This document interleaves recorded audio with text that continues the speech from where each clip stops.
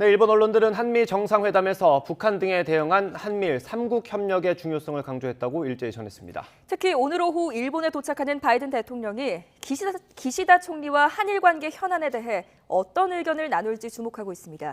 일본 연결해 보겠습니다. 이경아 특파원. 네, 도쿄입니다. 네, 정상회담에 대한 일본 반응 전해주시죠. 네, 요미우리와 아사히 신문 등 일본 언론들은 이번 한미 정상회담에서 안보 협력을 강화하기로 한 것을 일제히 주요 기사로 실었습니다.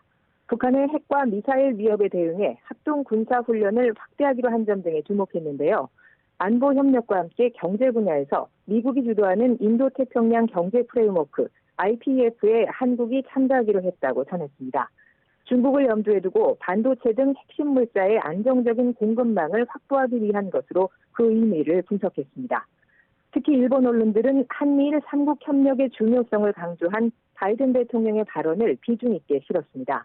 바이든 대통령은 한미 정상회담 후 기자회견에서 한미일 3국이 경제적으로 또 군사적으로 긴밀한 관계를 갖는 것이 매우 중요하다고 밝혔는데요.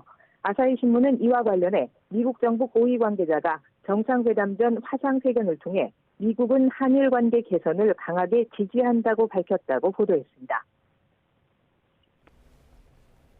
네, 바이든 대통령은 오늘 오후 일본으로 가는데요. 기시다 총리와 한일 관계를 포함해서 어떤 의견을 나누게 될까요?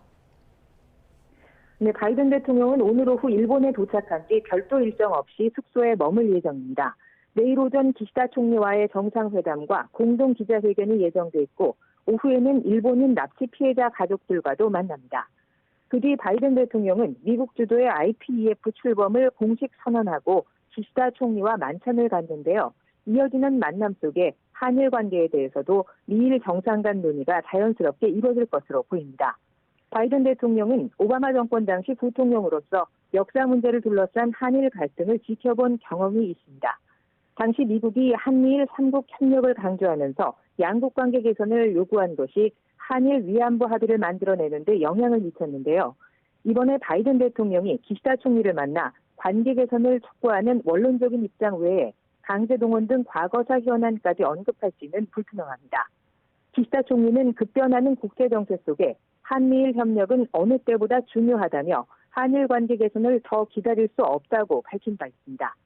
강제동원 대상 판결을 받은 일본 기업의 자산에 대한 현금화 문제부터 한국 정부가 해법을 내놓을 것을 일본 정부는 거듭 요구하고 있습니다.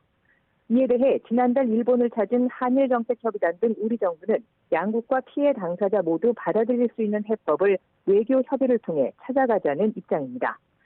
다음 달 말 스페인에서 열릴 나토 정상회의에서 한일 정상 간의 첫 대면이 이루어질 가능성도 제기되고 있습니다. 잇따르는 정상 외교 속에 과거사 문제에 대해 입장 차이를 얼마나 좁힐 수 있을지 지켜봐야 할 것으로 보입니다. 지금까지 도쿄에서 YTN 이경아입니다.